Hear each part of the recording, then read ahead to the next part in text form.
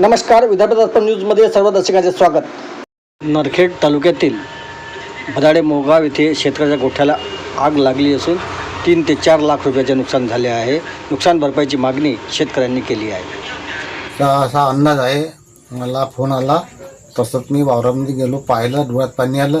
खूपच नुकसान भयानक झालं. माझं पूर्ण शेतीचे अवजार जळून भस्म झाले.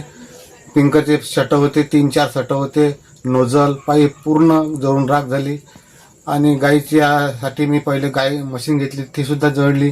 आणि जे शेतीसाठी अवजार लागत होते, डुंडे, डवरे, पूर्ण जे काही होतं कुदरी पावड्यापासून पूर्ण नुकसान झालं आहे. काहीच नाही राहिलं अवजार. आणि माझं पण ऑपरेशन झालं, मलाही 1-2 लाख रुपये लागले. लता मंगेशकर हॉस्पिटलमध्ये ऑपरेशन झालं आहे. मी खूप आजारी आहो आणि घरीच पडलो आहो.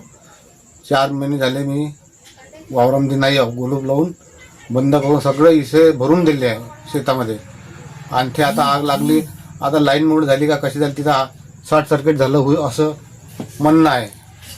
कारण तिथून वायर बी गेली आहे आणि खालतं पाला पसोळ्या पडला आहे.